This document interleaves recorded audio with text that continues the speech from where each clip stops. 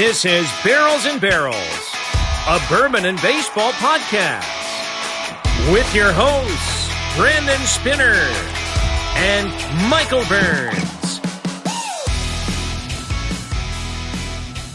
Hello and welcome into Barrels and Barrels, a bourbon and baseball podcast. I am Brandon Spinner alongside my best buddy, Michael Burns, as we are a podcast talking about bourbon and baseball, two great American things. And Mikey, you're a great American as well.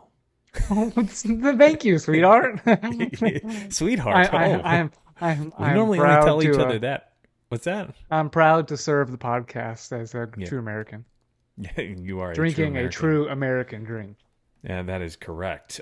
Michael Burns, how are you on this Monday night? We are recording on a different night because of some scheduling issues this week. So we're bringing you an earlier episode here of Barrels and Barrels of Bourbon and Baseball podcast. So Michael, we talked a couple days ago, but how are you on this Monday? The arms got a little twing in it, you know. I can't throw my fastball how I want to right now. Oh boy. But I'm working it. Yeah, we blew it. I didn't play in the field, but I batted one for two with an RBI in a single. All right, so he's 1 for 2 with an RBI. He's got 4 innings pitched right now with 6 strikeouts. 8 strikeouts. That's right. You had 5 in your second outing. I think that was on our previous episode we talked about it. Maybe even on some bourbon reviews that will be coming up here shortly within the next couple of weeks. We've got more episodes on the way. We are Barrels and Barrels, a bourbon and baseball podcast. This is episode 29. And as we've started out every episode since episode 24, we talk about who and Mike, and there's the response of Michael forgetting to do the research. Gets him every time. But we open up the episode with who wore it best. Who is the best number 29 in Major League Baseball history? This has a little bit more competition than I would have thought of. I thought 28 was going to be a little bit more of a competition. That was kind of a landslide with Bert Blyleven taking the cake last week. Number 29, Michael. I have John Smoltz, Rod Carew, and Adrian Beltre as my 3 choices. And after going over the numbers, I've got a pretty clear and defined thought on this, but I would really want to hear your thoughts. So the locals around me would be like, oh, John Smoltz, absolute John Smoltz. Mm-hmm. If you want to go by WAR, Adrian Beltre blows him out of the water. Correct, by a long shot, like by 30. His WAR is 93.5, and John Smoltz's is 69. Nice. Right on the dot. Now, I think part of that is because he did switch to the bullpen at a certain point in his career. In 2001, after he was injured, he went and he became a closer, and he was a dominant closer. I mean, 55 saves in 2002. So, Jacob deGrom.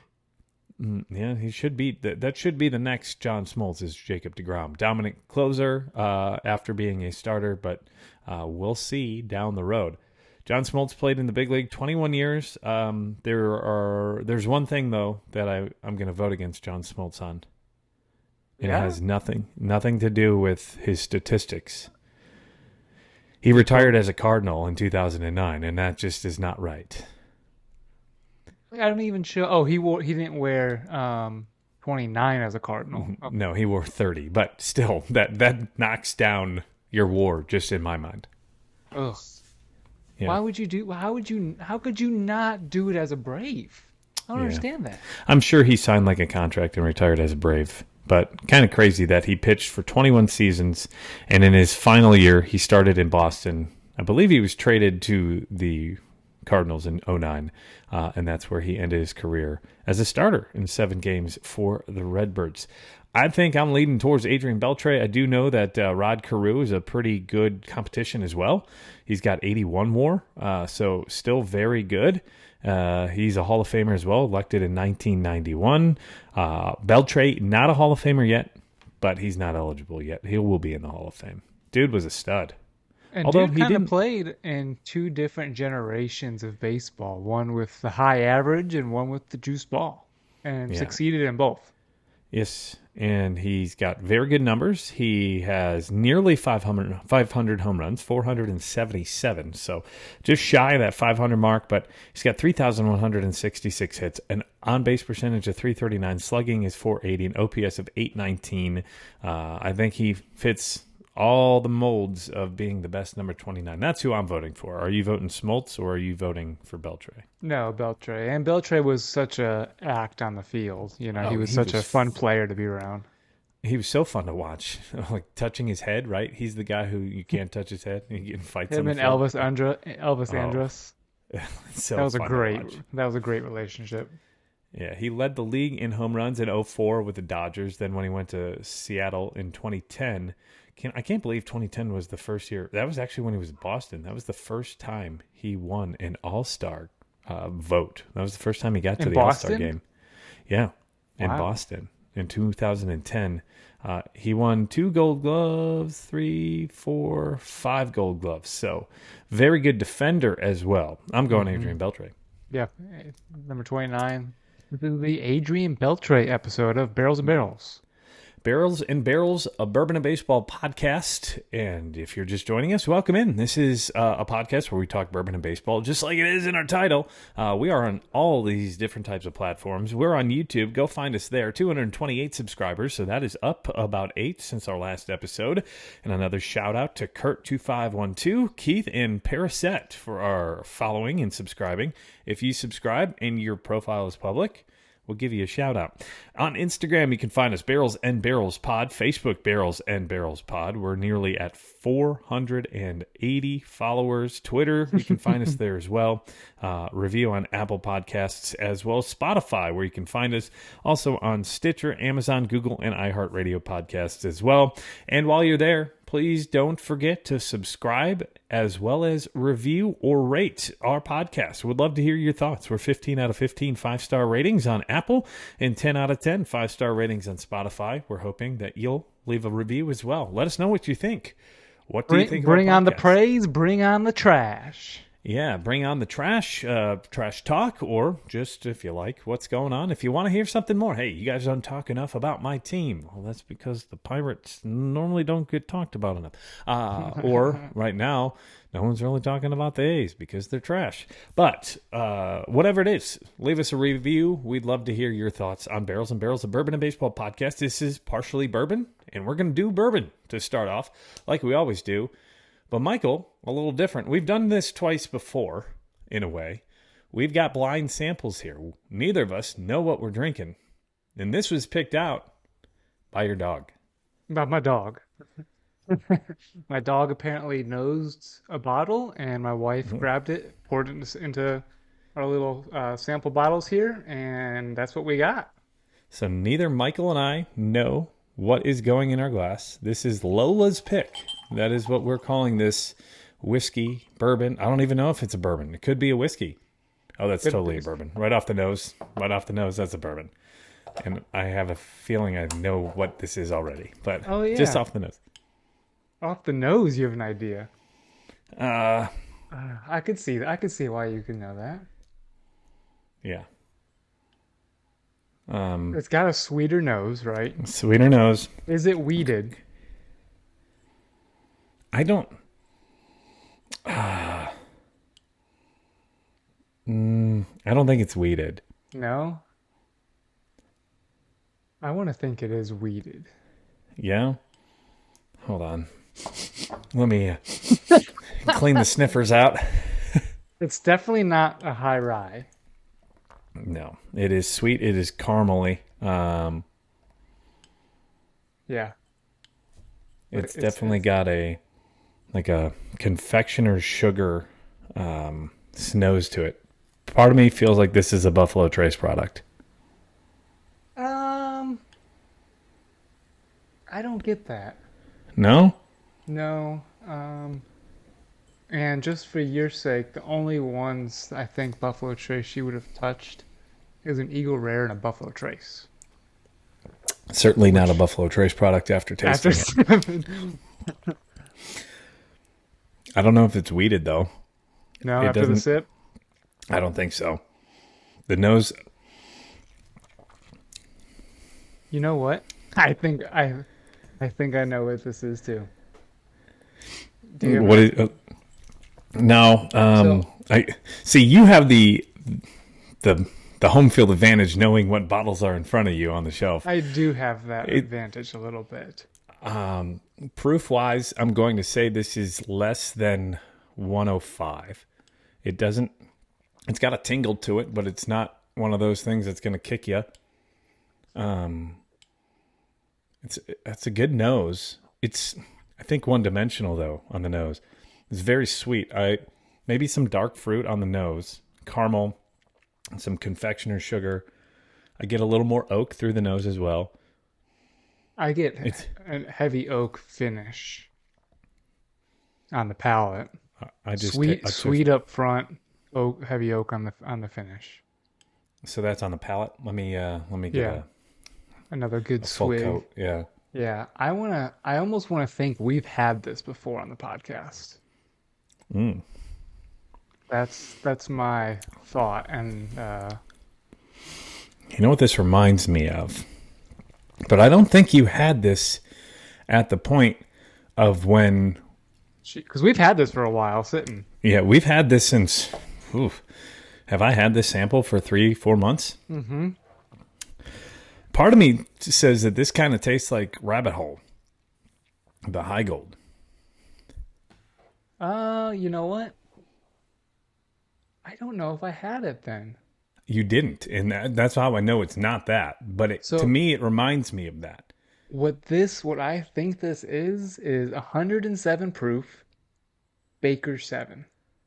Baker's 7? Yes. That is going to be hilarious.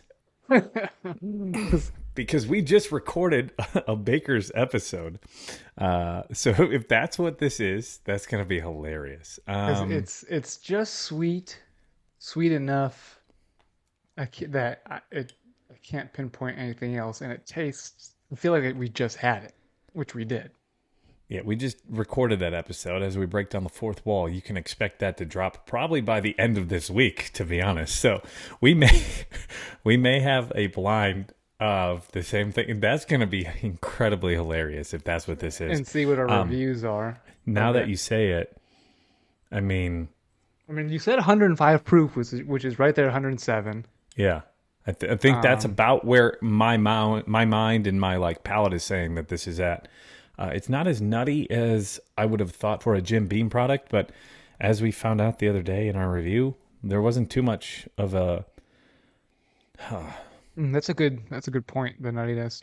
But it's oaky. It's very oaky on the nose, finish. And it's a very decent, well-rounded pour. I feel like it's got that nutty finish. Yeah. So without thinking it's Baker's or anything, are you able to give this a rating? I would say everyday player in my mind. I think, there's some apple there. It's a classic bourbon taste, I think. It is. And I just got an apple juice, not a green apple, but more of a red delicious apple. Made me think of fall on the palate. There's some oak and cinnamon on the finish. It's a well-rounded pour. I think it might be a little bit thinner at the beginning, and it builds in intensity, and it builds in its complexity. It starts off a little okay, but the longer you talk with it, the longer you chew with it, I'd say the longer it develops. Yeah, or the better it develops. I think it's got some layers to it, which is why I want to say it's an everyday player as well. It's not. Yeah. It's not one dimensional. It's actually, I would say it's 3-dimensional. It's a little. There's what's missing to get to an all-star form. Holy crap! An all-star already hit you, huh? What's missing all-star for me is the finish. It rised out too much for me. That's what would get it to an all-star for me if it was a little more floral on the finish. Mm-hmm. What do you think? Yeah, I like the proof. I like the flavor. The finish does seem to maybe tail off a little quick. It's almost like a dead stop, right? It's got so much, and then all of a sudden you've reached a point and you've fallen off a cliff. There's not much more to this. So, right. Yeah, for those of you who are new to our podcast, we rate our whiskey and our bourbon on a baseball scale. Michael, can you tell our friends and viewers what that scale is?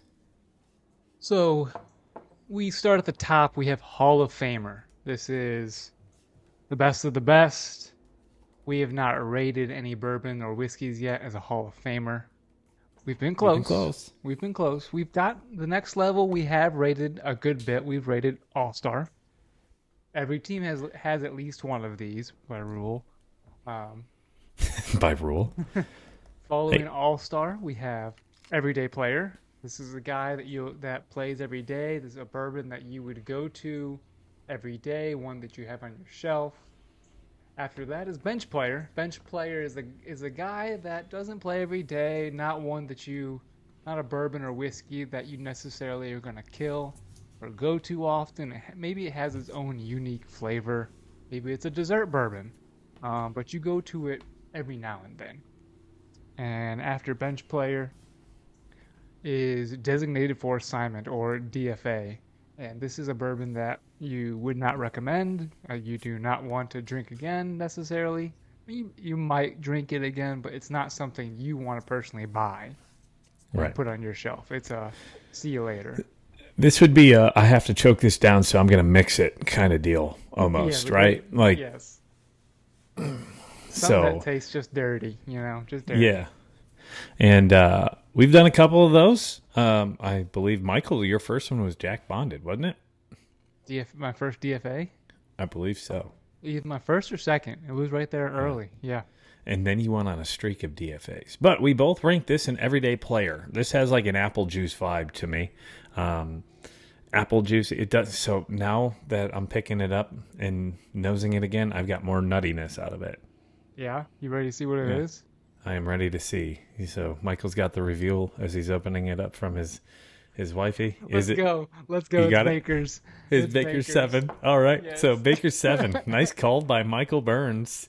This is hilarious because later on this week, hopefully this doesn't deter you from listening later on this week, but Baker's 7 is going to be what we just rated. So I'm glad because I think that lines up with.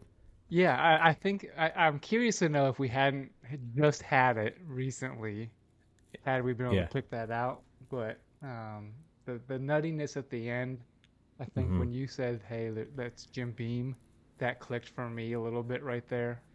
Yeah. Well, and the proof is right there at 105 to 107. Yeah, you said I think it was 107. You said this was about 105. You're right there, baby. Yeah, so a good pour, and I still have the rest of my sample here from the other day somewhere. So thank you, Lola, for picking Baker's 7. A good pour there. The MSRP on that's about what, $69.99. It's now allocated in most spots. It's now allocated or not? It is, I believe, in most areas. So you can find. Bottle. Yeah, it is a beautiful bottle, but you can find more on that episode in the next episode that will drop this week, which is called the Baker's 7 episode. That's right. That's hilarious. That is hilarious. All right, moving on. We use baseball trivia as our buffer in between the bourbon and the baseball part of the podcast. So this week, it is going to be Grand Slam related. Michael Burns, do you know who leads the MLB with all-time most career Grand Slams? All time? Mm-hmm. Let's just go Fernando Tatis Sr. Right off the bat. Fernando Tatis Sr. Just because he had 2 in the same inning. Michael continues to think Tatis. Let me see how many Grand Slams Fernando Tatis. Watch it be 2. The only 2. For Fernando Tatis. The actual answer is Alex Rodriguez. So boo! He had 25. Do you know? 25? Holy crap! 25. Do you know who had the second most? How about Alfonso Soriano? No. A guy who goes by Lou Gehrig had 23. Third would be Manny Ramirez, and then Eddie Murray and Willie McCovey. Number 6 on the list. I wouldn't have guessed this. Robin Ventura. So, Tatis not on that list. Right there. It's a bunch of guys, some Hall of Famers, and then Robin Ventura, and a guy who should be in the Hall of Fame, and Alex Rodriguez, but he juiced. So give Ventura a break. He got craped out of him by Nolan Ryan. Yeah, Friday, April 23rd of 1999, Fernando Tatis hit 2 Grand Slams in 1 inning, and that's all Michael can remember is that he's Mr. Grand Slam. So that is a grand slam for Alex Rodriguez, 25 in his career. I believe Pujols had 6 in a single season. No, it was Travis Hafner and Don Mattingly. Pujols had 5 in 2009, along with Ernie Banks, Jim Gentle, as well as Richie Sexson as the most in a year. So Mattingly and Hafner. I probably just gave away a future trivia question. Yeah. Let's see how good Michael's memory is. Yeah, Baker 7. As far as the Grand Slam, I bring that up because I do want to talk about our Players of the Week this week. Just released today by Major League Baseball. 2 rookies winning Player of the Week over in the National League. A guy who hit a Grand Slam. I believe it's his first career Grand Slam. Corbin Carroll gets the NL nod. Boy, is he playing some incredible baseball. This is Michael Burns' man crush. I think this guy is in the front runner for Rookie of the Year. This guy's going to be in the MVP conversation as well, though. Currently, he is tied for the lead in the major leagues with 3.2 F-WAR. He's tied for F-WAR, right? You just said? Yeah, 3.2. The guy as a rookie is batting 308, 389, 579 with 19 stolen bases. And 13 bombs, and that leads all the rookies as well. Listen to this week. He batted .500, 11 for 22. His slugging percentage, not his OPS, his slugging percentage was 1.091. He had a triple, 2 doubles, and 3 bombs, one of which was a grand slam. His OPS was 1.633. That's in 5 games, and those 5 games, the Diamondbacks won. Yeah, it's just unreal. He is everything, all the hype that everyone was bringing preseason. Yeah, and he's currently the odds-on favorite via FanDuel right now for NL Rookie of the Year at -300. So that would mean you have to pay $300 to win $100, which is not good odds if you're a gambler. Usually you're looking for plus money there. So, yes, Corbin Carroll. It's almost in my book, it's almost a guarantee this guy wins it. But do you know who's in second right now for the second highest odds?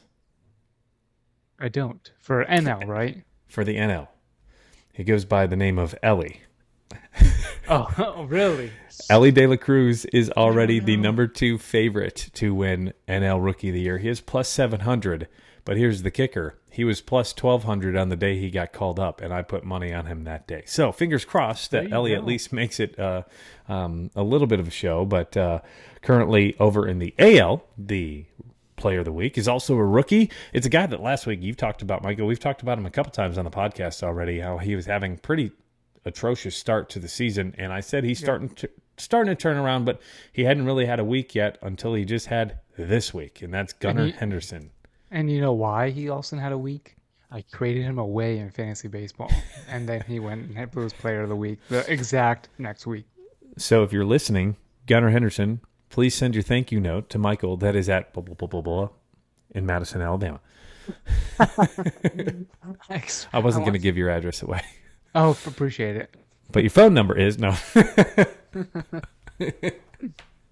So find him, BNB Burns. Bourbon. Yeah, send Bourbon. BNB_Burns on Instagram is where you can send him the thank you message, Gunnar, or on Twitter, that is BurnsBNB. As far as the week for Gunnar, you and I had a discussion earlier on who it should be, whether it was Gunnar or Jose Ramirez, who also had a great week. But Gunnar, second in the entire league in OPS at 1.603. He had a .526 batting average, which led all of baseball. He had 3 home runs, 1 double. He didn't have as many runs. He didn't have as many RBI as Jose did or as Corbin did, but still a very good week and a resurgent week for the Orioles, who have won 4 in a row coming into tonight. Yeah, if Gunnar goes, they will keep going. I mean, the Orioles are already going, but yeah. Well, if him and Adley can continue to hit, then we're looking good. Yeah. Cedric Mullins is having a good year. Jorge Mateo started off strong. He's fading a little bit. Ryan Mountcastle could hit bombs after bomb. Cedric's on the DL right now, though, I think. The what? Damn. That's another Kangaroo Court dollar for Brandon. That is the IL. Oh, man, I got to get that out of my head. So, for those of you just joining, every time that one of us calls it the DL instead of the IL, or if we call the Guardians the Indians, we owe $1 to Court, which is Kangaroo Court in baseball. Usually it's a fine system at the end of the year, and we put that money in a pot. Michael owes $1. I now owe $6. Yeah, Brandon can almost buy us an Evan Williams single barrel. Halfway through it. Bottle and bond, Evan Williams. That's all you need is the $14.99, the 100 prover. But yeah, the Orioles definitely need Henderson. They had struggled as of recently, but now they're starting to turn it around, and they've looked pretty good over the last couple of days. Yep, for sure. They have won 4 in a row. They're on a 4-game winning streak coming into today. They won 4 games in a row over the weekend. A nice weekend sweep of, I believe, they played the Kansas City Royals. So, I mean, this is the Royals, but come on, you better they be got winning that. What's that? You better be winning those games. Yeah, totally. As a weekend sweep, you need that, especially after last week. We were talking about how they were struggling. They did come and get the 4-game winning streak, weekend sweep of the Royals, starting to get back on track, at least in the standings. They're still second in the AL East in a very tough division. Man, that division continues to be a bear to try and win. They're 41-24 coming into tonight, 6-4, winning 4 in a row. They don't play till tomorrow, and they play the Blue Jays, so another interdivision matchup. A big week for the Blue Jays as well as the Orioles, but the Orioles with a big win, getting back on the track here with the sweep over the Royals, this weekend, winning all 3 there. Moving on to another weekend series. The Phillies and the Dodgers. The Phillies have started to play much better as of late. They're almost to 500. They took the series over the Dodgers. The Dodgers are scuffling, but still the Phillies 7-3 in their last 10 games, 32-33. A pretty good weekend for the Phillies. Yeah, the Dodgers, they are not doing as well. The Dodgers have lost 7 out of their last 10. They are scuffling. And I mean, you look at their team. For me, it's Mookie Betts, Freddie Freeman, James Outman. Like you said earlier, he has been Outman. James Outman's been getting Outman. Mm-hmm. Miguel Vargas is not the guy that they were hoping for right out of the gate. I mean, I can't think of who else is being productive. JD Martinez, Max Muncy was until he can't hit the ball anymore. But yeah, JD Martinez has still had a pretty good year. But the Dodgers nowhere near as deep as they have been in the past. But boy, they were our 3rd team on the list a couple of days ago, 2 weeks ago, I think. And now they are dropping down in our power rankings, and we'll get to those here in just a few minutes. But yeah, the Dodgers losing 2-3. Yeah, it's still. I remember I had the preseason predictions. I had the Dodgers missing the playoffs, and I just need some wild card teams to help me make that true, and the Diamondbacks keep pushing like they have been. Mm-hmm. Well, right now the Dodgers are the top wild card team at 37-29. So there's a long way to go on that mark. And for that, the only issue then they've had is Caleb Ferguson has not been great as of late. He's lost, I think, 3 of the last 4 games for him. Who's that, Caleb Ferguson? Yeah, the lefty reliever. He's the guy who blew it against the Reds on Tuesday last week, and then again he got 2 of the losses this weekend. Now, again, wins and losses aren't the biggest statistic, but when you're a reliever and you're losing games, that means that you're giving up the lead or you're giving up the winning runs. So the Dodgers hopefully getting back on track for themselves. They start a series in LA versus the Chicago White Sox, who actually have been playing better as of late. So that'll be a little bit tougher of a series than the Dodgers probably thought it was going to be even a week ago. And speaking of the White Sox, they lost 2 of 3 to a surging team, the Miami Marlins, who won 2 of 3, the final 2 in that series. Yep. The White Sox got the win on Friday with Liam Hendricks taking the win. I believe that went into extras. But Saturday and Sunday's game, the Miami Marlins coming back, and Miami coming back on Sunday. They were down 5-1, I believe, and they scored 5 runs combined in the 8th and the 9th. The way they won that game in the 9th inning was impressive, incredible. Jorge Soler worked a walk and then got a triple on the next batter of the game to score both the runner on second and Jorge Soler, who was pinch ran for by Birdie.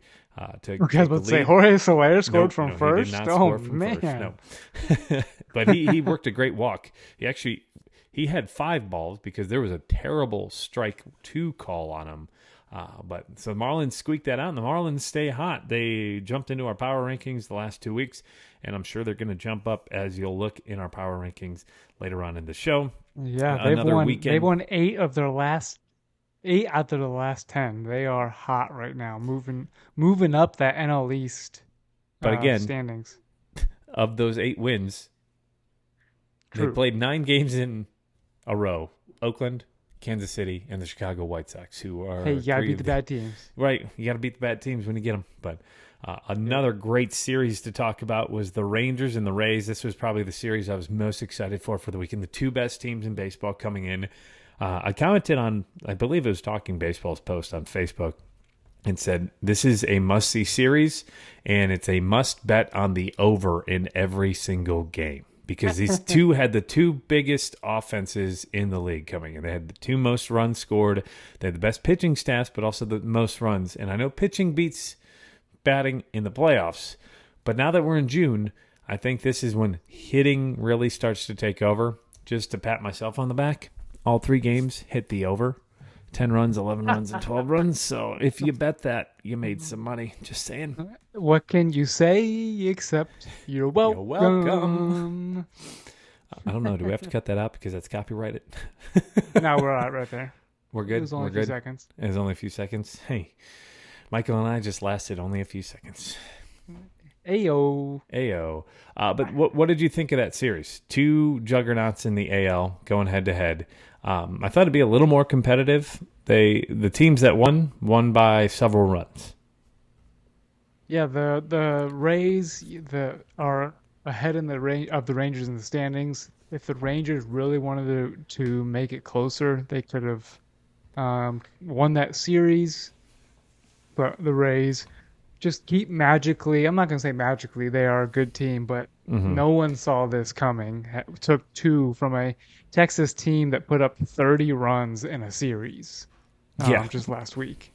Yeah, well, and they put up a lot of runs in this series alone. Still, I mean, between the games, the Rangers put up 3, and then 8, and then another 4, I believe. So, I mean, you hold a team to 15 runs. If you score 15 runs in a series, in a 3-game series, you're expecting to win at least 2 of those games. Right, and they were not, I'm going to say shut down, but the Rays just came out on top. The Rays are pushing that lead of the AL best record. Tyler Glasnow with a great game. I think that was his 2nd or 3rd start back. He's got a 2.87 ERA now. And after all of this... The Rays needed that. Needed that after the injuries they've had. Right, and I think the Rays still are the class of the AL. They've got a 2nd best run differential. The Rangers actually now at 400 runs scored, and we'll get to that in our rankings here in just a few minutes. But boy, some great weekend series. The Yankees and the Red Sox usually would be the headliner if it wasn't for the Rangers and the Rays, right? The Yankees and the Red Sox. Yeah, the Red Sox taking 2 of 3 from the Yankees. Some good games there as always, but I think the highlight and the funniest part of the weekend was Saturday night. Did you see what happened in the top of the 9th? No, not. Well, I think it was the bottom of the 9th because that was played at Fenway, right? No, it was played in New York. Was it played in New York? Mm-hmm. This weekend is going to be played in Boston. Okay, I flip-flopped them for some stupid reason. Yeah, you're right. So the Red Sox take 2 of 3 in the series, but on Saturday in New York, Saturday night, the Yankees got the win. So in the bottom of the, in the top of the 9th, there was a foul ball into the booth of the Yankees booth, of the radio booth. It hit John Sterling right in the head. And he just goes, I love it. Ow. If you haven't seen it. Beat, man. Yes. If you've not seen that, there's the audio of him as the game continues to go on, but then there's the video of him too, where you see the ball come in and smoke him in the head. And he just says, I mean, he says "ow" twice, I think he and goes, then ow, ow, and then continues. And that's strike two. he goes, "That ball really hit me," and that's strike two. Yeah, he And I had think them. that was the final batter of the game, right? Because it went to a full count and then the inning ended, which would have ended the game. Funny stuff there, but a big series win for the Red Sox there against the Yankees, who coming into that, the Yankees were 8.5 back, and losing those two games, the Yankees are now 9.5 games behind the Tampa Bay Rays coming into today. That's Right. hard to come back from. Yes. Oof, oof. Yes, but where would they be in any other division? Right. They would be winning Second almost place every other besides. division, and second place in the AL West. So they're So, first in the or second in the wild card. hmm They have the wild only card spot at least. only behind the Baltimore Orioles, who are also in their Yes. division. They're 4 games back from second place in their division. What a juggernaut that is. The Mets struggling, but the Pirates kind of starting to flex their muscles again. The Pirates 7-3 in their last 10 games, 34-30, first place in the NL Central. So a team in the NL Central with a above zero run differential. The Pirates are +2 now after a weekend where I think they took 2 of 3 versus the Mets, and the Mets just struggling, man. Ever since Pete Alonso went down last week, that team really can't find a way to win. They're 31 and 35. 8 in their last 10, and I mean they I think they were leading in every game against the Braves. And the Braves came back and won in all 3 games. Yep. There was the one game that Pete Alonso played and said, talked some trash. I don't remember what he said. Do you remember what he said? Throw me that again or something like that. Yeah. And Braves came back to win that game. It just the Mets gonna Met. What can you say, man? Yeah, $350+ million payroll, and you're sitting second to last in that division, fourth behind the Phillies by a game and a half. You're 9.5 out of first place right now. You have a rotation that has 2 players on it taking up $86 million, and Yep. that's more than Oakland. I think that's more than Tampa Bay. Just those 2 players have more than Tampa Bay's roster. And that may be wrong. I think Tampa may be closer to 100. But either way, you're close to what Tampa Bay's paying for their entire roster, and the Mets are 31 and 35. A rough weekend there. Another great series was the Guardians and the Astros, right?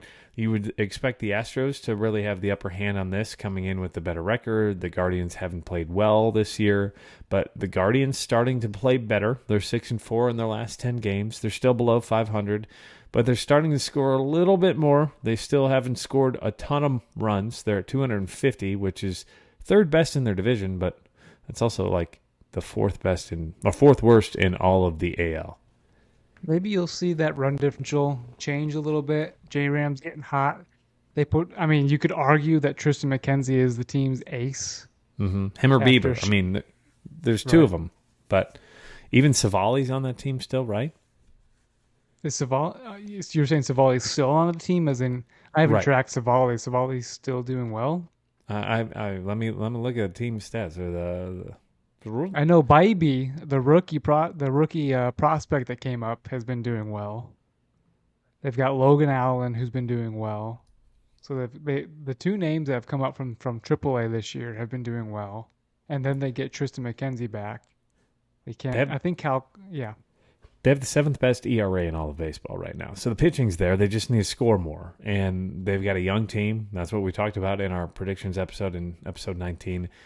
They've got a chance to win that division. That division's trash, to be honest. Yes, it's so easy to trash. win. Both central divisions are easy to win divisions.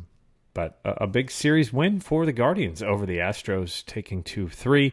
I think we already talked about the D-backs. They got 5 in a row. They swept the Tigers, who have been awful. 9 in a row for the Tigers that they've lost. The D-backs, though, 5 wins in a row on the strength of Corbin Carroll. Zach Gallen is doing some great things. Christian Walker. Everybody in that lineup seems to be coming up with a big hit here or there. Lourdes Gurriel, as well as Pavin Smith. Is it Pavin or Pavin? I would say it's Pavin. So he's Pavin? paving I don't the even way. know anymore. So he's paving the way. Okay. Moving on. The DBacks, of course, now 40-25. They played very good baseball as of late, and it's continuing. They're probably, I wouldn't say the surprise. You talked about them in the offseason. You've been gushing. I really have jumped on the bandwagon. I love the Diamondbacks. Look at the hat I'm wearing tonight. And you can only see that on YouTube. But, yeah, the Diamondbacks, very good baseball as of late. They play the Phillies. They're actually playing them right now as we speak. They play at 6:40 Eastern, 6:40 Western Coast time, so 9:40 Eastern time. So we're not there yet. We're almost there, and we're in pregame, but they're 40-25, taking on a hot Phillies team. So that might be the series of the week right now. Yeah, the D-backs, they have the offense. Looking at the standings, again, I was going to talk up that they need some help pitching, but their runs against is not awful. What are the ranking in the runs scored in the NL? They are second to the Dodgers. So Corbin Carroll leading the way in runs scored. Corbin Carroll leading the way. Christian Walker hasn't even gotten hot. There's a guy I didn't recognize because Josh Rojas and Longoria is the third baseman. The guy batting in their two-hole, Emmanuel Rivera. Who? Never heard of exactly. He's batting second for the D-backs tonight. Wow. I'm trying to look up the guy. Is he another top prospect for the Diamondbacks? I don't know. Yeah, you're normally all about that. I don't. What did you say? I don't know who this guy is. Emmanuel Rivera. Okay. Well, looks like he's born in 1996, playing third base, number 15. So far this year, he's batting .356, .391, and .862, and 104 at-bats. So he's got one home run. I mean, not really hitting much for power, but his OPS is saying so. Career regular season, 524 at-bats. So he's played a full season. Looks like he played with the Royals in 2021 and for the first half of 2022. Career line, 261. So he's having a career year right now. 261, 316, 408. Right while it's hot. Yeah, he had 12 home runs last year, 6 for both the Royals and the Diamondbacks. So, yeah, ride it while it's hot. Emmanuel Rivera. Never heard of him. But thank you, Michael. He's batting the two-hole for the Diamondbacks right now. Wow. Well, that Diamond, I mean, whatever they're doing is working. Corbin Carroll, of course, and Lourdes Gurriel right now leads the NL and left fielder all-star votes currently. So he's had a great year, too. Yes, what a season. That's who I forgot about when I was talking earlier. Yeah, so Lourdes, Corbin, and then... I found Emmanuel Rivera in a prospect list. Oh, okay. It was 2019. He was the Kansas City Royals' 18th best prospect with a scouting grade, hit tool of 50, power 45, run 45, arm 60, and field 55, with an overall grade of 45. That's okay. Not terrible, but it's okay. And for those of you who don't understand prospect rankings, I'm not going to try to explain it. Michael, let's just move on. So the Diamondbacks, one of the teams who got a sweep this weekend. The other one, I think this was the most surprising of all the surprises. The Oakland Athletics have won 5 in a row, are currently the hottest team in Major League Baseball with 5 wins in a row, tied with the Diamondbacks. Against a decent team, too. They swept the Brewers. The Brewers in Milwaukee. So much so that you had a Brewers fan just pissing in the concourse. I don't know if you saw that video. I did see. Well, you shared it on our Instagram. If you follow us, you'll see the great content that either we post or that we share. Yeah. It's just, I don't know if the Brewers fans just got so brewed out that they had to drink to forget that they're losing to the Oakland Athletics, who've now won 5 in a row, and they actually head to Tampa this week. So Tampa catching Oakland at a time where they may not want to be playing them right now. To be honest, Oakland has 17 wins, 5 of which have come in the last couple of games. Did you see this? So if the Oakland Athletics won the rest of their games the rest of the season, they would finish with 112 wins, which would be a franchise record. Yes, that's not so, good. Hey, watch out. Watch out. Hey, it could happen, like the Angels in the outfield. It could happen. Hey, it could happen. Speaking of the A's, going to be an interesting game on Tuesday. So this episode will drop on Tuesday, and this is the day that they will be hosting as fans. They're going to be hosting a revolt where they're going to try to pack the stadium. They've already raised $30,000 to fill the field, fill the stadium, because they're going to try and kind of revolt against the owner. They're supposedly handing out 7,000 T-shirts in the parking lot that say "sell" for fans to wear. They're trying to do what they call a reverse boycott. So, you think 7,000 people are going to show up for those T-shirts? I do think that the Oakland A's are going to pack the stadium. What's pack? What's pack? Oh, well, I mean, they average what, 5 to 10. I don't think they ever get 10,000. If they hit 10,000, I'd be surprised. So the capacity is 63,000, but that was with the upper deck in center field, and they haven't had that puppy open in a while. It looks like 19,200. Oh, that's the Oakland Arena. So, 63,162. But let me look. If they hit 10,000, I'd be surprised. You looking up the average attendance right now for 2023? Yeah. I mean, there was a couple of games that minor league baseball teams were having more of attendance. Oh, there's most of the games, the minor league teams have more of an attendance. Right now, the A's are averaging 8,675 a game. That seems high. They're going to reverse boycott. I'll still be surprised if they're over 12. Let's up it a little bit. We'll see. They're playing the Rays tonight. So, what's that? I said I would still. I would say we're gonna up it if 8's the average. I'm still gonna stick with 10,000. I'll be surprised if they actually are able to pack the house. So, do you want to place a wager on this? No, I do not. Place a wager. I think that they get over 20,000. I think they get over 20,000. Do you? Yeah, we're gonna mark that tape. Okay, okay. Can I play off your number, or yes. no? Okay. Can I go? Your number just say 15. You say 15. I say over 20. Michael says we'll bet a chug. Yeah. We'll bet. Yes, we'll bet a chug. I guess I'm gonna chug either way. But also sad. Cheers, Tampa Brandon. Bay leads the league in record, and their average attendance is 17,186. That is the fourth worst in baseball. Tisk, tisk. I have a Wes from Fantasy Baseball Camp lives near Tampa. And he says it's just so hard not to a get to. Convenient spot. Yep, Yeah. it's so hard to get to. And the Trop's not the best stadium in the baseball world either. Right? It's just kind of a warehouse. Yeah, it would be if they just moved somewhere else. Mm-hmm. They would.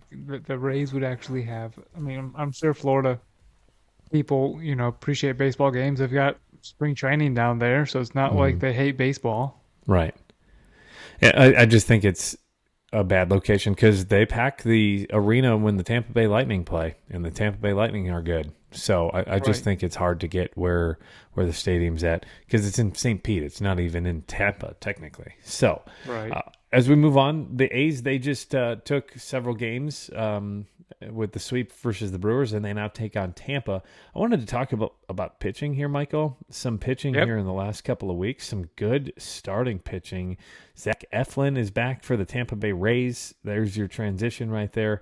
So far this year, he's got a 2.97 ERA. He's pitched very good. And, I mean, in his career, his best season was a 3.97. So the Rays either know what they're doing with their pitching or they're just getting him in his career year right now.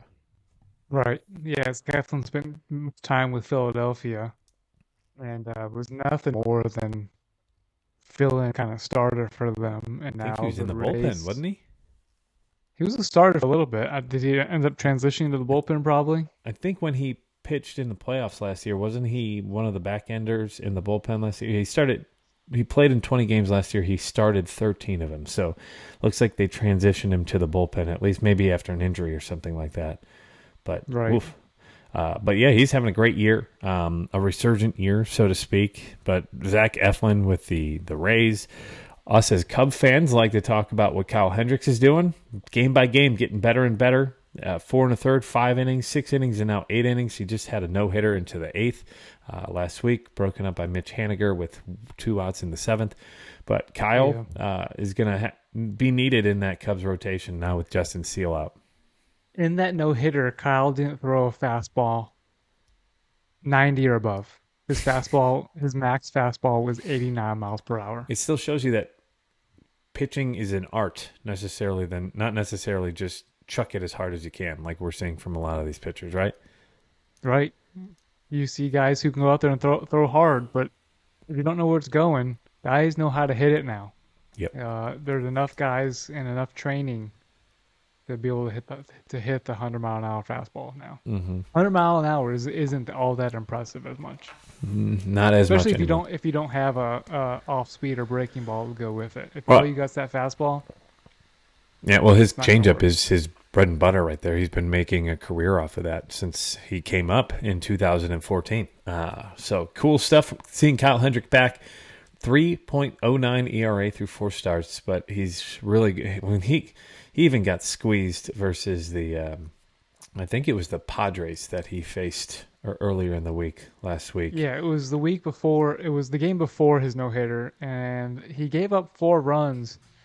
He gave up 3 in an inning. In that inning, he had pitch com issues, and that was the inning that you saw Kyle Hendricks show the most emotion he's ever shown before, and it's because he was frustrated. That was He the could second not inning, get I the think. pitch comms. Well, not only that, but I think he met the that was the Phil Cuzzy day that David Ross got kicked out of the game in because of the terrible calls for Blake Snell, who's another guy who's been pitching very well. Yes, it was. You're correct. And Blake Snell had a great game last night. He got taken out because he took a line drive off the shin, or the ankle. So that's going to be something to watch. But over his last 4 starts, Blake Snell has 24 innings pitched, a .75 ERA, in 33 strikeouts, which is fantastic. That's the Tampa Bay Blake Snell right there. Well, here's a statistic I bet you didn't know about Blake Snell, and an interesting one. He won Cy Young in what did you just say? 2000. I don't remember what 2019. He won Cy Young in 18 or 19. I want to say it was 18. He has never in a game thrown more than 7 2/3 innings in his whole career. Wow. He's never made it 8 complete innings or even complete game. Even in his Cy Young year, he's never thrown more than 7 2/3. Cy Young year was 2018. He had a 1.89 ERA in 180.2 innings. He only had a 4.7 WAR according to Fangraphs that year. But I mean, he had a great year that year. That was the year that the Rays got a great pitching performance, and that's every other year he's been over 3.24 as an ERA. So that was kind of the outlier year, his Cy Young year. Yeah, ever since he won Cy Young, he's been focusing more on his kill-to-death ratio on Xbox than he has his ERA. Yes. It looks like he was hurt in 2019 and a little bit in 21 and 22. So he's healthy right now, 69 innings, but he just took that line drive off the leg. So we'll see how he comes back from that. Speaking of 7 2/3, that was Kyle Hendricks' no-hitter until he lost it in the 8th to Mitch Haniger. That's right. Did you know that was the longest that a game has been a no-hit so far this year? It's only because I was watching that Kyle Hendricks game, and that Kyle Hendricks loss is because I had made graphics already. Yep. For Kyle Hendricks of a no-hitter. Mm-hmm. About that inning is when I finished him. Great. Thanks, And, Michael. Thanks, Michael. Yeah, So yeah. the jinx is real. Speaking of the jinx, Michael jinxed the Braves 7-game winning streak on Sunday in a meteorologist fashion. So go check out on Instagram to figure out what I'm talking about there. Sticking with a Chicago pitcher, Lucas Giolito, starting to turn into Lucas Giolito again. He's pitched very well in the last several games. Overall on the season, he's got a 3.54 ERA, but really since the middle of May, since May 20th, he's only had 2 games where he failed to reach the 6th inning, but he's pitching much better. He's striking out more. He got kind of unlucky getting a no decision on Sunday as the Marlins came back, but 7 innings of 1-run ball, and it was only by a home run for the Marlins, which was Jorge Soler taking him deep. But he's been pitching better on the season, and if the White Sox are going to make a comeback, they need Lucas Giolito. Yeah, the White Sox. I saw a stat that they just need if the pitching will roll, then the White Sox will roll. Hmm. Luis Robert is having a good year, staying healthy. Um, it's like we said a few minutes ago, it's an easy division to win. It's the worst division in the MLB. And I'll touch on that here in a second. Another name I want to talk about, he actually pitched tonight for the Red Sox. 6 innings, shutout. Well, he didn't shut out. He gave up 1 run, but it was unearned. So for his statistics, it's a shutout. 8 strikeouts and 4 hits, 1 walk. James Paxton seems to be back. The Moose, 3.09 ERA so far this season after today's performance. He's back and he's pitching like the old James Paxton that we all came to know and love when he was in Seattle. And it's what the Red Sox need. The Red Sox score a lot of runs and been giving up a lot of runs. Mm-hmm. And so James Paxton is a very welcoming pitcher to this Red Sox offense, I'm going to call it. Mm-hmm. This was his 6th start tonight, and it is the 5th time he gave up 2 runs or less. There's only been really 1 start where he had a rough start, and that was against the Angels back on the 24th of May. He gave up 5 runs in 3 innings. But other than that, 5 innings, 2 runs, 6 innings, 1 run, 5 innings, 1 run, 7 innings, 2 runs tonight, 6 innings, no runs. So James Paxton coming back with a vengeance. Taijuan Walker, who was a big signing in the offseason for the Phillies, he had a great week last week. I believe he had 12 innings of shutout baseball. So very good stuff from Taijuan Walker. Part of the resurgence that the Phillies are going to need him as well if they're going to try to get back. Not necessarily in the NL East, but in the wild card discussion, similar to what they did last year. Right, and then you've been talked a lot about Ellie De La Cruz, as we did in last episode.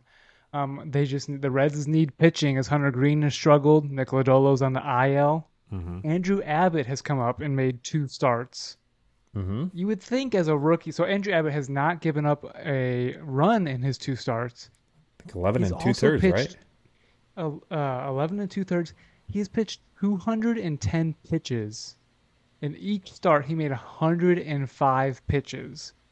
That almost sounds reckless a little bit for a rookie. Right.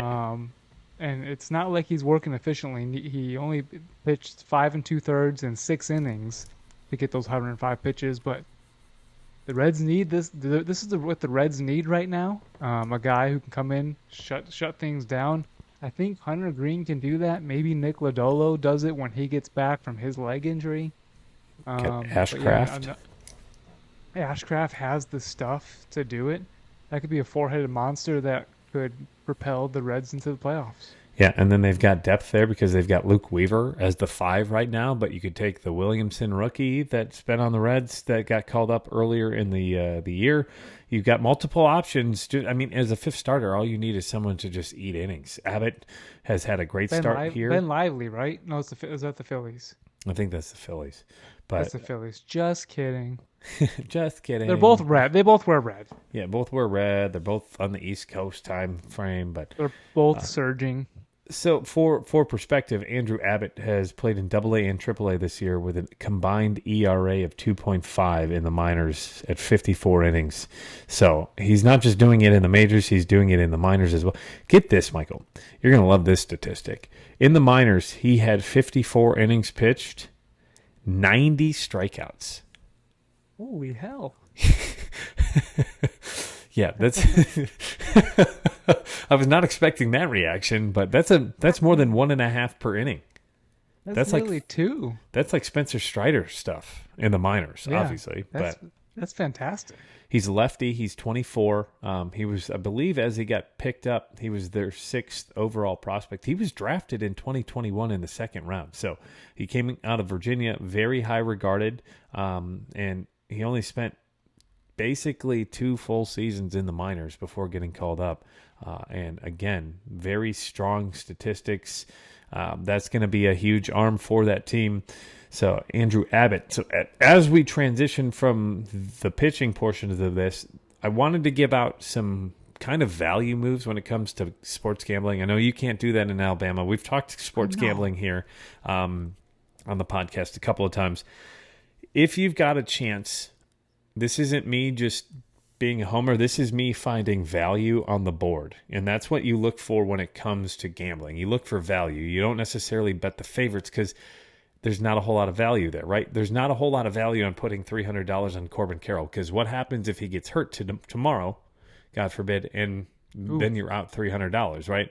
But if you had $100 on him and he was plus 300, there's a little more value there because you're not spending as much money and you've got a better return. Well, there's a team right now. It's the Cincinnati Reds. Right now, there's a lot of value on them to win the NL Central. Currently, when you look at FanDuel Sportsbook, the Reds are plus 1,000 to win the NL Central. That means for every dollar, you win $10. So every $100, you would win 1,000. I put $5 on the Reds to win the division yesterday, and that number was at plus 1,400. So they've already improved over the last 2 days to plus 1,000.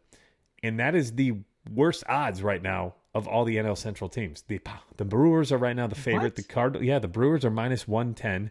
The Cardinals are plus 360. The Pirates are plus 460. The Cubs are plus 750. And the Reds are plus 1,000. So, as you listen to this, I would say, hey, sprinkle a few shekels on the Cincinnati Reds to win the NL Central. Is it going to happen? A couple of doubloons. Yeah, I mean, a couple of doubloons. Yeah, no balloons. That's $1 million. Doubloons. Oh, the balloons. I have no idea. Doubloons, like a pirate, Oh. right? I guess that's not the. Moving on. Moving on. A couple of shekels. I would say throw a few bucks on the Reds. Shekels is what I maybe was looking for. Yeah, I think you're going to have to spell out that word that you were just saying. Doubloons. Doubloons? Oh. You talking about shorts? I have no idea. But DBOUBLOON. And what is the definition of doubloons? It's like gold, like pirates. Okay. Well, I would call it shekels. Doubloons. Well, doubloons, yes. Throw a few doubloons or shekels. The definition is a Spanish gold coin. A Spanish gold coin. The doubloons episode. That's what this is. The doubloons episode. Oh, man, that was a good giggle. So the Reds, plus 1,000. I would throw a few dollars, a couple of doubloons, a couple of shekels. $5 wins you $50. That's a good return when it comes to a team that is currently, 5 games out of first place in the NL Central, maybe 4.5. I don't know. Let me pull it up real quick. They are currently 4 games back of first place. 3 out of the wild card. So, and they have the best, I would argue, the best offense in that division. They have the most runs scored in that division. If the pitching starts to turn around, they've got the chance to take that division. Another team where there's value, and we're just talking solely value, Chicago White Sox. Oof, okay, we're going to go there. All right, let's do it. I grew up in the city.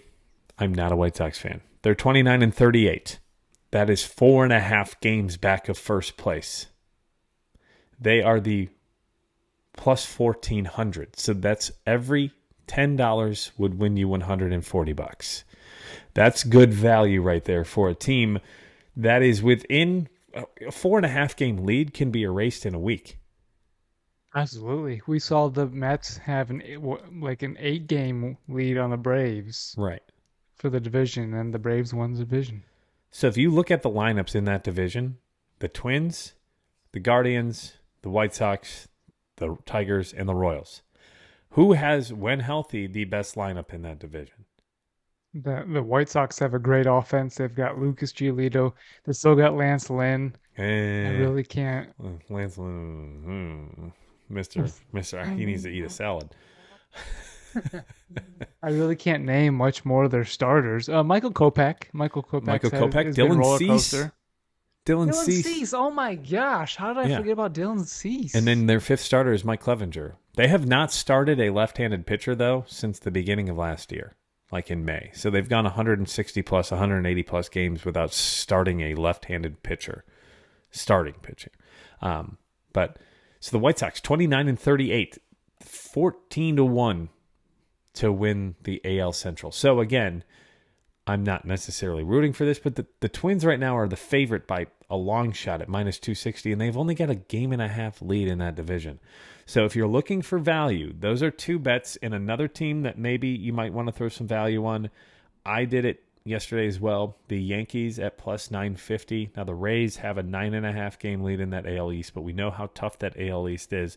All teams are at or above 500, with the Boston Red Sox right now at 33-33 as they come into play today, and they're currently playing the Rockies, and it's tied 2-2 going into the top of the ninth. So most likely, I would assume that they're going to win this in extras, if not in the bottom of the ninth, but we'll see.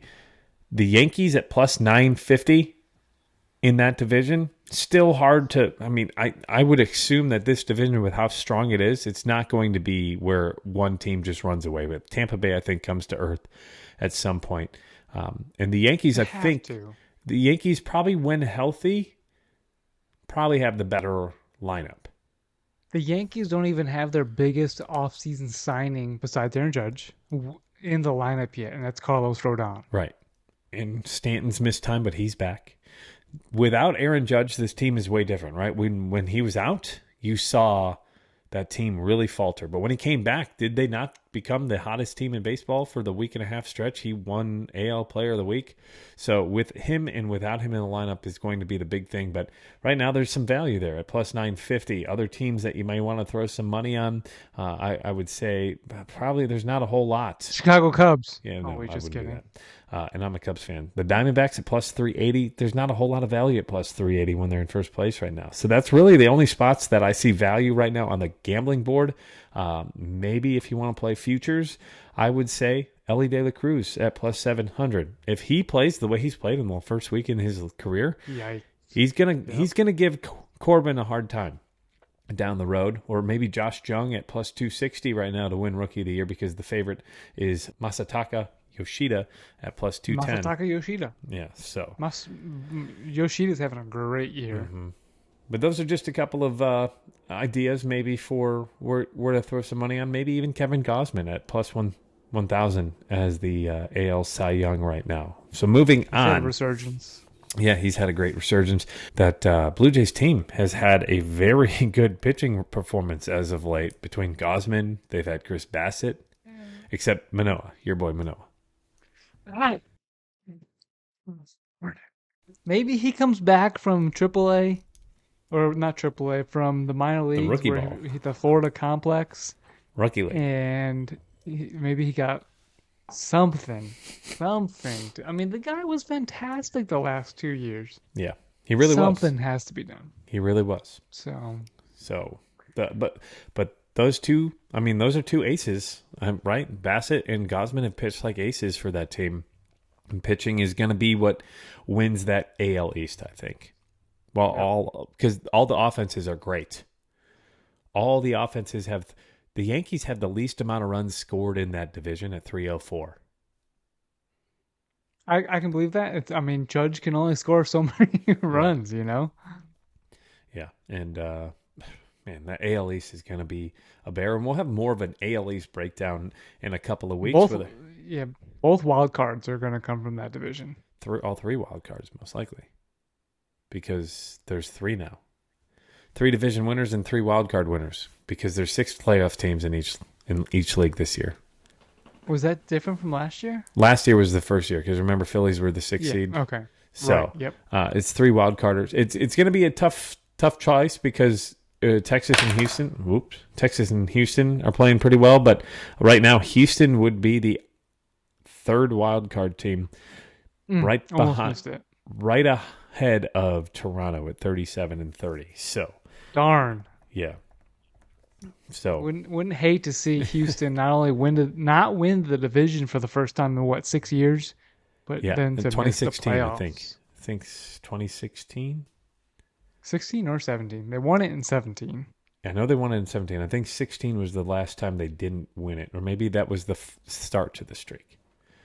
So moving on, we're going to jump So moving on. Moving on. We're jumping into our power rankings. Usually these come out on Thursday mornings, but because our episode is coming out today, I wanted to talk about them. So we've got 4 or 5 games since our last power rankings, but I think there's been a decent change in a couple of our lineups and a couple of our rankings, at least maybe in the top 5. So assuming after the weekend, I'm going Tampa Bay 1 because they just beat the Rangers. So I'm still going Tampa Rangers 1-2 and keeping Atlanta in 3rd. Right, I'm with you. Rays have way too much of a lead. They took 2 of 3 from the Rangers, but the Rangers' offense, man, is just killer. And then Atlanta, they swept the Mets, Yeah. who are supposed to be a good team. Yeah, are good there. Yeah. And then you ruined their weekend sweep chances with your Nationals deal yesterday. But they took 2 or 3 from the Nationals. So Atlanta in 3rd. I've got Baltimore in 4th. And I think that's right in line where you are as well, right? I did. Baltimore moved up. I think we both had them in the 5th spot last week. They moved up 1 spot for us, back into 4th. They've been kind of back and forth from, I think, as high as 2nd and then as low as 5th. I think that was the lowest last week that we've both had them. Yeah, I've had them. So I had them 10th in my first power rankings on April 26th. But since then, they've been in the top 4. Yeah, top 4. And then top 5 until last week. And we again have the same top 5, 2 weeks in a row. Arizona Diamondbacks in 5th place. We've talked a lot about them so far in this episode. They're 8-2 in their last 10 coming into play tonight. They've won 5 in a row. Very impressive team. The most wins, tied with the Braves in the NL. Yeah, they're finally took over the Dodgers for the NL West. And yeah, like you just said, I think it's a surprise that the Diamondbacks are suddenly tied for the best record in the NL.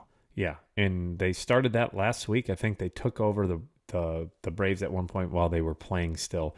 But yeah, the Braves did beat the Arizona Diamondbacks 2 weekends ago. Took 2 out of 3 in a very good and close series that could have gone either way. But the Arizona Diamondbacks rounding out our top 5. In 6th right now, I actually had this team move down 2. That is the Houston Astros. They're 4-6. They did lose 2 out of 3 this weekend, as I mentioned, to the Guardians. They still have a plus 55 run differential, which is the 3rd best in the American League. They are in that AL West division. They're 20-18 versus teams above 500. Can't have them drop too far down the list because I had them 4th last week, but 4-6 over the last 10. Not great, but the teams behind them, there's only really one team that I would say has been playing much better baseball. Yeah, I have Houston dropping 4 spots all the way to 8th. I know they took three of 4 from the Angels, but they lost the series against the Cleveland Guardians, and the teams in front of them have played better ball. Mm-hmm. Yep. Who's your 6th team then? The 6th team I have is the Yankees. They came in, they took the series last week against the Dodgers. They did lose the series against Boston, but their record for the whole, I think their record for the whole AL gave me enough to propel them into the 6th spot. Yeah, I had the Yankees drop to 7th for my list. So they go Houston, then the Yankees in 7th. The Yankees are 4-6 in their last 10. They lost 2 of 3 to the White Sox. They lost 2 of 3 to the Red Sox. So in their last 2 series, they are just 2-4. I wouldn't say, and the White Sox are not the most impressive team, but as we just mentioned, they have a decent lineup. And one of that was a split doubleheader because of the wildfire smoke last week, Wednesday, which canceled that crazy. game. Very crazy stuff. So that was my 7th team. Who is your 7th team? Because you said Houston is 8th. Yeah, 7th. Houston's 8th. I had the Marlins 8th last week, and I got the Marlins moving up again. I know we talked about them earlier, that they have been beating the bad teams, but hey, that's what you got to do is make sure you beat the bad teams. 2-0 against Kansas City, 3-0 against Oakland, and 2-1 against the White Sox. Yeah, and they actually went 3-0 versus Kansas City last week. So they've won. 3-0, okay, so I missed the game. Yeah, I think you forgot one of the games last week. That's all right. But yes, I have the Marlins in 8th. That is up 2 from 10th last week. 8-2 in their last 10 games. Again, they beat up on bad teams, but still, we got to play the teams on our schedule. They are 37-29, 8 games, and only 3.5 back from the Braves. The one question mark is their scoring, 266. Still not a ton of runs so far through, what is that, 66 games, minus 20 on the run differential. Their expected win, Pythagorean theorem win percentage is 31-35 is what they should be. So they are... But I expect their pitching to get better. They've got young pitching staff, and I expect it just to only get better. Their pitching staff hasn't even been that bad at 286 runs against. It's just that they're not scoring runs, and that's going to be the biggest question mark. Luis Arias can only hit enough singles to get on base. You got to have someone drive them in. With Jorge Soler, really the only guy putting the ball in the stands. Jazz Chisholm, you haven't heard much from him this year. You haven't heard Jesus Sanchez. Yeah. Jesus Sanchez is a big bat. Brian De La Cruz. If they could just put it together. De La Cruz was the guy who hit the triple the other day. That's who that was. So, yeah, they've got a great pitching staff. It's just whether or not they're going to be able to score the runs. And they've got a big series this week versus the Mariners, who need to get back on track as well, who have been a little bit of a disappointment. My 9th team is the same team I had in 9th last week, and is that the same for you? Yep, same. They didn't move for me last week to beat Toronto Blue Jays. Yeah, Toronto Blue Jays. They played good baseball, 7-3 in their last 10 games. They, I think, took 2 out of 3 this weekend. A good weekend, a good stretch for them. They're just 4th in their division, which is tough to really come back from right now, being that you've got 3 of the best teams in the American League, which are already ranked in our top 10. In our top 5, we've got 2 of them. And then the Yankees in top 6 or top 7, depending on where either of us have them. And then in 10th, I have the Los Angeles Dodgers. They've played bad baseball as of late. They just got beat 2 out of 3 by the Phillies, 2 out of 3 by the Reds. And then I think they had a rough stretch versus the Braves before that, right? Oh, no, the Braves lost to them. The Yankees. That was who it was. They lost the series against the Yankees. And, yeah, I have the Dodgers in the same spot as I did last week. They were on the verge of being kicked out of my top 10. Yeah, and outside of my top 10 is the other team from LA at 11th, and then the Red Sox at 12th. But making a big jump, in the second biggest jump other than the Phillies, the Pittsburgh Pirates I have in 13th. So they're knocking on the door. So if some of those teams, like the Dodgers or the Marlins or the Yankees, don't start to turn it around here in the next couple of days. I say the Marlins just because while they're 8-2, they haven't played a team with a winning record over that, and they've played 3 of the worst teams in the league regarding a record. Right. That's why I still didn't really move them too much because of that run differential. But still, props to them. They deserve to be in the top 10. They are one of the top 10 teams in baseball, in my mind. And they moved 2 spots. That's a big deal. Yeah. They moved 2 spots from 10th to 8th for you. Yeah. And they jumped over a team that I really believe in that Blue Jays team, who I don't think has really put together their best baseball so far this year. And there's still better baseball down the road for them, in my mind. Right. Yeah. The Blue Jays have a great pitching staff, good closer. They traded away Lourdes Gurriel. And they got Varsho back. They traded away Teoscar, too. Mm-hmm. And he's been kind of a disappointment for the Mariners. Right. You would think I usually would bet high on guys in contract years, and Teoscar just isn't doing himself any favors. And no, he is not. Speaking of not doing yourself favors, the Cardinals are blowing it to the Giants. Love to see it. Oh, no. They just gave up the lead to the Giants. In the bottom of the 8th, though, they do have runners on the corners. Who's also been playing good baseball. The Giants have been. And then the Cubs almost swept them. And this is our Cubdom coming through before we start to wrap up the episode. For as bad as the Cubs played in the last week and a half, for them to go 4-6 on the road, if they would have won yesterday versus the Giants, that would have been a 5-5 road trip. We would have taken a 5-5 road trip if you would have given it to us at the beginning of that trip, right? 10 games on the West Coast, which normally buries teams. So 4-6, while that's bad, it could have been a hell of a lot worse. Yes, it could have. Yes.